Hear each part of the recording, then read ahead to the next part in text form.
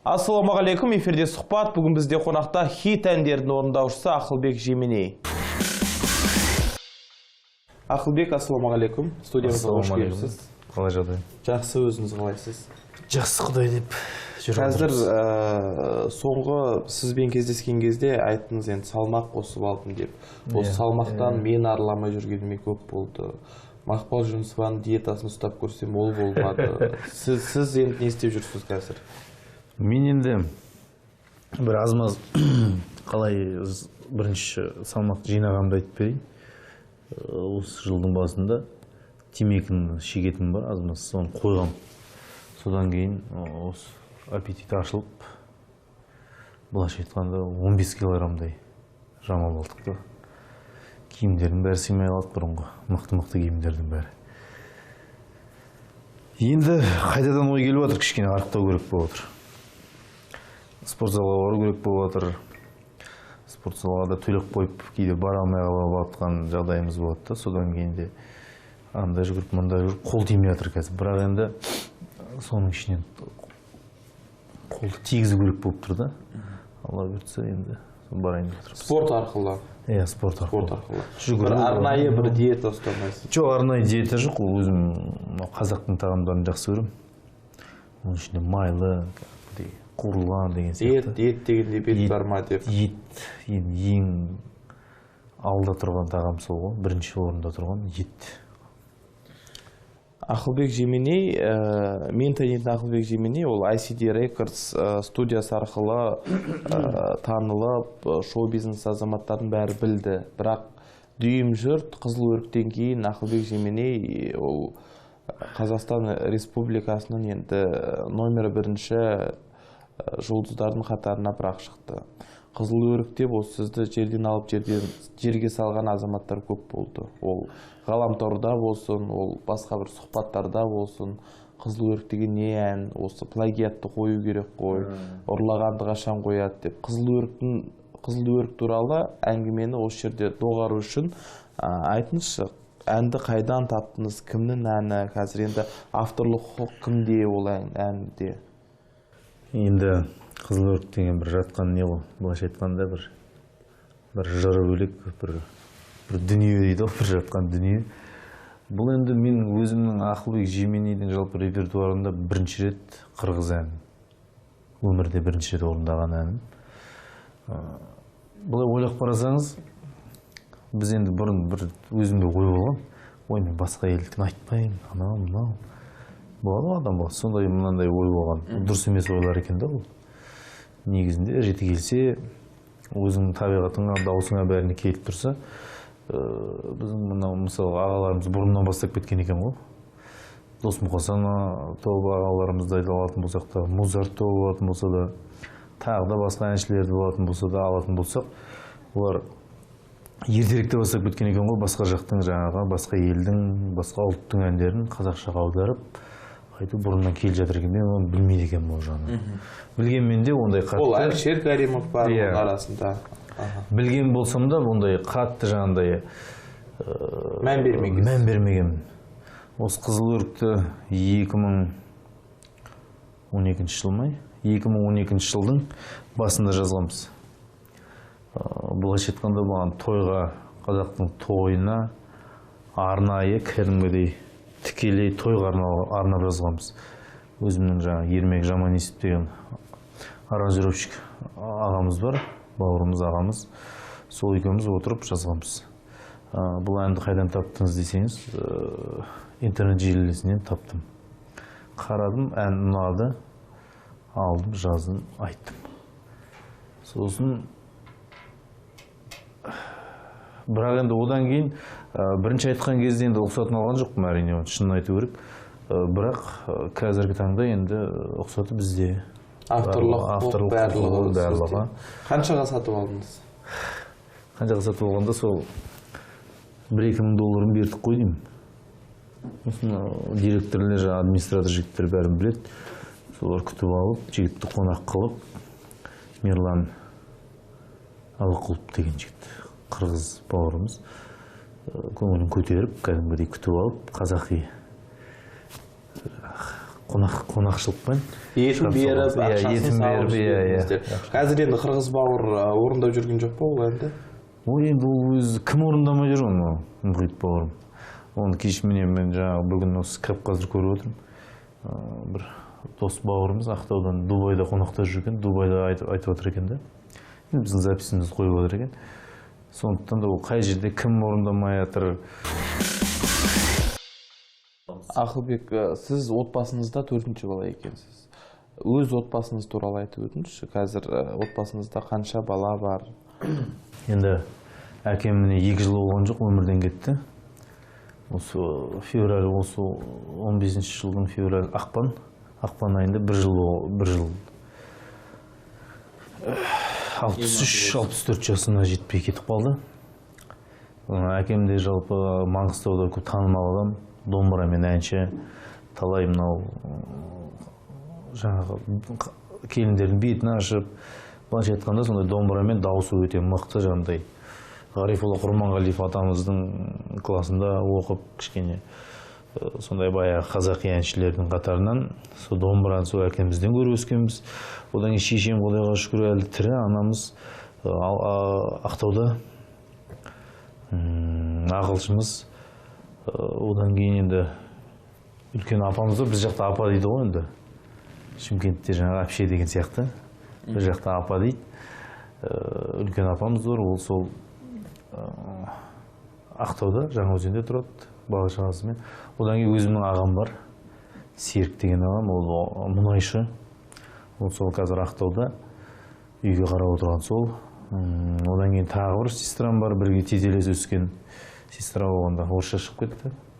Апамыз 1980 жылы, менен 81. Одан кейін 10 жасы кіші қарындасым бар. Ол да сол Ақтауда бала шағасымен, отбасымен Ақтауда тұрады. Құдайға шүкір, барлығы жаман емес. Өз шаңырағыңыз туралы айтып өтіңіз. Өз шаңырағым, енді бір әйелім бар. Бір балам, бір қызым бар. Міне Алла бұйыртса, қазір осы 3-шісін күтіп отырмыз міне. Міне ана күн не болады, міне болады деп уже уақыт келіп тұр. Алла бұйыртса, күтіп отырмыз 3-шісін. Үйдегі жеңгейді айтады, міне шатақ дейді. Ақылбек жеменеге жолаған шоу-бизнестегі әртістер болсын, қыз келіншектер болсын, екі аяғын бір етікке тығады дейді. Қаншалықты рас? Білмеймін, ондай басында болған. Жалпы енді әр адам ондай әр жерде, әр семьяда, жанұяда да кездеседі деп ойлаймын. Жалпы өнер адамының келіншегі болу оңай шаруа емес қой, өзің білесің. Сондықтан да басында түрлі мынандай жаңағыдай тербелістер болған. 4-5 жылдай. Бірақ енді артынан адам түсінеді, бәріне үйренеді деген сияқты. Қазір енді бәрін түсініп, кәдімгідей бағып. Бірақ енді жаңағы қайдан шыққан білмеймін, жаңағы қырып жойып ондай алып баратқан ондай не болған жоқ енді. Үнемі бірге жүре ма? Той болсын, концерт болсын сізбен бірге? Бірге жүрмейді. Бұлай соңғы кезде өлең айтып сөйтіп жүрген. Мен бір-екі жерде байқағаным, сіздің қасыңызда болғаны, жолдасыңыз деймін. Қасымызда болғанда жаңағыдай таныстардың тойы болсын, бір нелерге ертіп баратын кездеріміз болады ғой енді. Бірақ енді негізі ол мектеп кезінде әнші болған, былай өлең айтып, терме айтып, одан өсе келе қойып кеткен да. Қазір енді кішкене жаңағыдай жолдарын бәрін көргеннен кейін жасауға болатын жағдай болғаннан кейін, содан кейін де арасында бұлай өлең айтып жүргені бар да. бірақ енді менің қатысым жоқ оған. Өзінің жаңағы достары бар. Осы өнерде жүрген болсын, бұлай. Ой жоқ па? Қарақат пен Қыдырәлі секілді екеуі. Жоқ, енді ондай ой жоқ. Қос жұп болып, жұптардың санын арттырып, қазір жұп деген көп болып кетті. Құралай мен Мирас бар, Ғани Бота бар, тағысы тағы. Қыдырәлі Қарақат дейсіз ғой. Иә.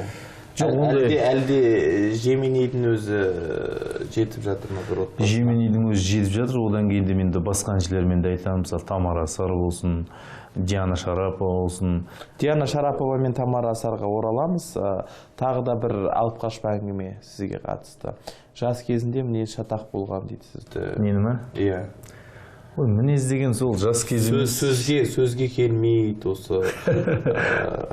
батыстың бұзық сотқар жігіттеріне қосылып бір істі де болған деп жатады. Оған қатысты не айтасыз? Ол рас па, өтірік па, қаншалық? Өмір деген негізі кино болып отыр енді. Былай әртүрлі уақыттар болды, енді жаңағы қиыншылықтар да болды.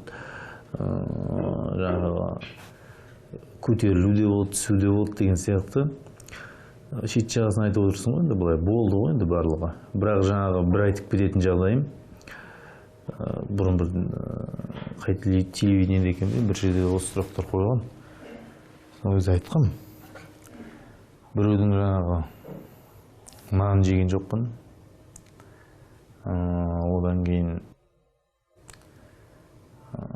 біреудің өміріне жаңа не келтірген жоқпын, қыз зорлаған жоқпын, адам өлтірген жоқпын. Енді осыдан кейін де енді түсінікті шығар. Ер жігіт болғаннан кейін арасында төбелесіп қаласың, қырылып қаласың. Былайша айтқанда бір тентектік болды. Ода тұрған ештеме жоқ деп ойлаймын. Сондықтан да оның қысылатын ештемесі жоқ. Сіз алғашқы клипіңізде өмірде адам қателіксіз болмайды деп ән шырқадыңыз. Өзіңіз жиі қателесесіз. Енді арасында болып тұрады ғой. Бірақ жалпы қателеспеуге тырысам, алдын ала ойланам. Жаңағы 7 рет өлшеп, қалай? 8 рет өлшеп па, қалай? Бір рет кесіп.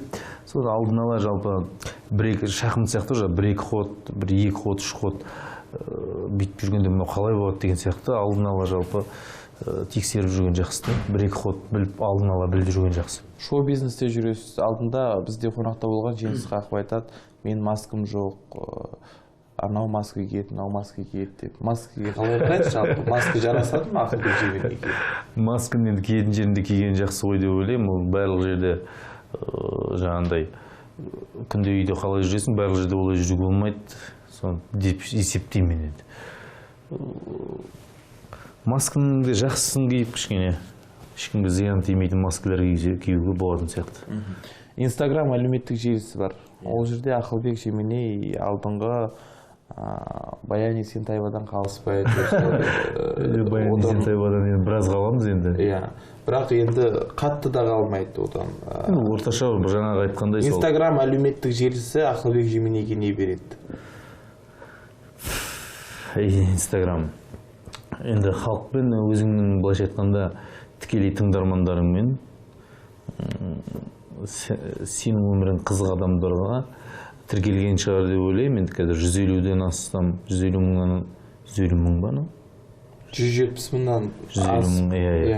Сондай халық бар, ол енді былайша айтқанда оншық емес. Сондықтан да кішкене әртүр. Мен өзім жаңа әзілім бар ғой, әркімге айтады. Бұл жаңа жекеменшік, әр әншінің өзінің жекеменшік телевидение істеймін. Былайша айтқанда 15 секундтық видеоң бар. Мысалы шетелге келетін болсақ, қазір жаңағыдай көшеде баннер іліп, жаңағыдай реклама іліп, мынандай концерт қояйын деп жатырмын деп телевидениеден көрсетіп, осындай күні концертім деген ондай жоқ. Былайша айтқанда. Осындай интернет желілер арқылы 28 күні осындай жерде, осындай мәдениет үйінде кездескенше бітті. Содан халық өзі келіп тұрады. Сол сияқты бізден сондайға келе жатырмыз. Сондықтан да бұл желілерді дамыта берген дұрыс сияқты біздерге. Сіз туралы жақсы жазады, онда жаман жазады, бәрін оқисыз ба? Оқимын кейде. Сосын жаңағыдай қатты намысқа жүрекке тиіп отырған сөздер болатын болса, міндетті түрде блокқа кетеді. Бұл кішігірім тиіскендерді енді кешірім. Өйткені ондай болу керек дейді. Жиі не деп жазады? Мысалы, алдында маған бір қатты тиіп кетті. Бір радиоға барып, радионың прямой эфирден суретке түсіп салдым. Салдым да, енді қарайсың ғой қызық болғаннан кейін бір 5 минут па, бір 2 минутта ма қарасам, біреу жазып қойыпты. Мал ғой мынау деп жазып қойыпты да. Түсінбей қалдым да. Қалай ол, былай қарасаң суретте тым жақсы. Ол суретте Диана Шарапова да болған. Сонда кім мал болды екен? Мал ғой деп маған жазыпты да. Сол қатты жындандым да. Жынданғанда енді ашуланып кеттім. Жындандым деп айтпай ақ қояйын. Ашуланып, кім жазғанын қарасам, бір былайша айтқанда мектепте оқитын қазақтың тым жақсы бір қарапайым қара қызы. Өзіне жаздым енді. Өлтіріп тұрып тілмен жаңағыдай. Қарындасым түсінгендей болды ғой деймін. Бірақ блокқа салған жоқпын ау деймін ол қызды. Мысалы, сондай не оймен жазатындарын қайдан білейін енді. Сондай нелер кездесіп қалады кейде. Жақында жаңа бейнебаян шықты. Диана Шарапова есімді әртіспен бір бейне әніне. Ол жерде Ақылбек Жеменей мен Диана Шарапованың әртіс ретінде үлкен бір киноларда жұмыс жасауына болатындығын көрсеттіңіздер. Неге Диана Шараповамен бірге дуэт? Өте тамаша сұрақ соңғы кездегі. Енді Диана Шараповаға келетін болсақ, досым. Жақсы қарым-қатынастамыз.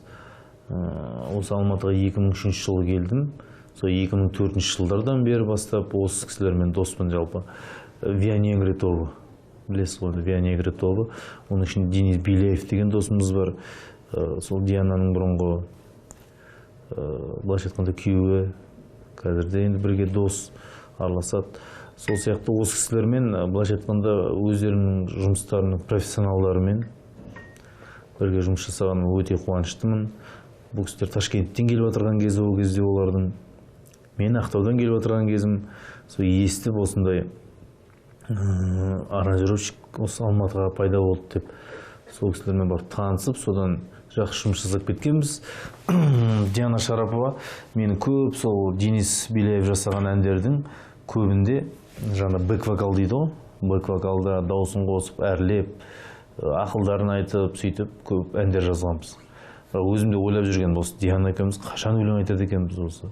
Бейнебаян Николай Басков пен Наталидің Николай деген бір клипі бар. Соған қатты ұқсап кеткен жоқ па? Мен тіпті ештеңеге ұқсата алмаймын сол бейнебаянды. Братья Задарновский дейді, ағайынды Задарновскийлардың түсіргені. Валера бауырымыздың өте мықты, бірінші рет жұмыс жасауым, өте мықты режиссер екенін өзі дәлелдетті. Адамды да ойнатып біледі екен. Сондай бір қарапайым жақсы жігіттер екен. Алла берсе, алда да бұл кісілермен жұмыс жасаймын ба деген ойым бар. Рахмет етем ол жігіттерге. Өздерінің істерінің шеберлері екен былайша айтқанда. Ақшалары да ондай аз емес. Сондықтан да Қанша қаражат жұмсадыңыздар? енді оны айта алмаймын мен қазір. Жалпы қомақты. Бұл жерде костюмдер бар. Сіздің досыңыз Диана Шарапова бізде қонақта болған, сіздің алдыңызда. Ол бар, тағы енді осы шоу-бизнесте жүрген аға әпкелеріміз болсын, бауырларымызды көріп жүрміз ғой. Ақылбек Жеменей десе, аузын ашып қарайды сізге. Диана Шарапова айтады, мен Қазақстандағы танымалдылығым Ақылбек Жеменейге жетсе екен шіркін деп. Сіз қуанасыз ба сондай әңгімелер естіген кезде? Енді жалпы мақтанғанмын, енді жалпы мақтау тек бір Аллаға дейді, бірақ енді жақсы жағынан жақсы әңгімелер айтылып жатса, енді ол ешкім жаман көрмейді деп ойлаймын. Енді мынау қазақ халқыма рахмет айтамын біріншіден. Осындай халық қой, енді өзі көтереді, өзі түсіреді. Сондықтан да сол халық үшін жұмыс жасап отырмыз. Сенімді ақтау үшін әлде де біраз жұмыстар жасау керек деп ойлаймын. Ақылбек, Алматы қаласында қоғамдық көлікте, автобуста жүру қанша тұрады? Шынымды айтсам білмедім. 80 теңге. 80 теңге. Елімізде Жанар Айтжанова деген есімді министр ханым бар. Қай министрліктің тізгінін ұстайды ол кісі? Білмемес пе? Жоқ. Экономикалық интеграция істер жөніндегі министр. Сіздің жерлесіңіз МС Сайлаубек деген бар. Жерлес болғанда мен Ақтаудамын, ол Атыраудан МС Сайлаубек. Енді батыстан жақынсыздар бірге. Бір сағаттың ішінде тікұшақпен Атырауға баруға болады. Енді батыстың жігіттері ғой. МС Сайлаубекке деген көзқарасыңыз қалай? МС Сайлаубекке өте бір кездерде тоже жаңағы қуып кеткен менде. Соны ұнап, кәдімгідей бүткіл видеосын жинап, жаңағы текстін, жаңағы рэп жолдарын бәрін үйреніп. Рэп па әлде шындағы шайтан суға тойып алған кісінің Енді сандырағы? айтады ол Сайлаубек жалпы ішпесе сөйлемейді дейді. Қалай бір-екі рөмке жаңа арақ ішеді, сосын басталады дейді. Енді қалай айтса да әйтеуір енді бір ерекше талантымен көзге түсіп тұрған жігіт деп ойлаймын мен. Талант бар ғой? Талант бар. Талант жоқ емес, бар. Оның таланты болмаса, бір жаңағы сәл оты болмаса, оны ешкім елемейді де, былайша айтқанда. Бұл енді Сайлаубек негізінде Тимотиге дейін қазір сөйлесіп жатыр, анау мынау бір-біріне жаңағы сәлем жолдап отыр деген сияқты. Бір Алла бұйыртып, бір сондай бір жақсы жолға түсіп, осы мынау танымалдылығын дұрыстап пайдаланып, және өзінің бойындағы Алла берген мынау өнерін әдемілеп халыққа жеткізсе, сонда бұдан да бір мықты Сайлаубек болар ма еді деймін да. Ішімдігін қойып, сондай болса деймін да. Елімізде экспо өтейін деп жатыр. Экспо өтеді деп өткенде Муз ТВ арнасының үлкен мерекесі өтті Астанада. Оны жерден алып жерден салғандар да болды, қатысқандар да болды, тағысы тағы. Бірақ басқа арнаның үлкен жобасын қазір біз жарнамаламай қойып, біздің арна арқылы. Жалпы экспоға деген көзқарасыңыз қалай, Ақылбек Жеменейдің? Көзқарасым тамаша өте. Көзқарасым тамаша. Енді елбасының бастап отырған бастамалары, сондықтан да оның біреулер қарсы шығып, керегі жоқ, бізге не керек, осындай миллиардтар далаға кетіп жатқан ақша деген сияқты. Оның бәрін енді мынау елбасының өзінің қадағалап отырғаннан кейін бізге керек деп ойлаймын ондай нәрселер. Жағдай бар ма, жасау керек. Қазақ болғаннан кейін қазақ осы той жасап, әйтеуір тойды тек қана тойлай берген ғой қазағымыз. Сондықтан да осындай экспода былайша айтқанда сол бір жасап жатқан тойымыздың біреуі ғой. Жаңа зәулім ғимараттар салып, мына дамыған елдердің қатарына кіру деген сияқты. Сондықтан да бұндай нәрселер көп бола берсе екен деймін. Кешегіндей жаңағы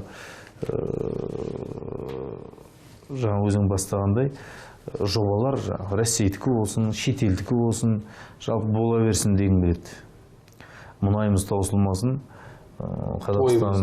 тойымыз таусылмасын. Алла тағала әйтеуір бізді ешқашан тойымыздан айырып көрмеген ғой. Сондықтан да қазаққа енді көзқарасы бөлек қой, енді Құдайдың да өзінің былай қарағанда. Соңғы президенттік сайлауға бардыңыз ба? Сайлауға шынды айтқанда бара алмадым, бірақ сол сайлау біткен күні жалпы елбасының алдында андай жабық кештерде бірге өлең айтып, бірге жиі шақырды ма сізді? Жалпы енді барып тұрамыз, жалпы жиі барып тұрамыз. Қызыл өрігімізді айтамыз, бірге көңіл көтеріп осы ағаларымыздың алдында әндерді шырқап тұрамыз. Елбасынан басқа кім жақсы көреді Ақылбек Жеменейді? Енді білмеймін, енді оны енді анау жақсы көреді, мынау жақсы көреді. Соған қарағанда Жанар Айтжанова әлі өзінің тойын жақсылықтарына сіз шақырмаған.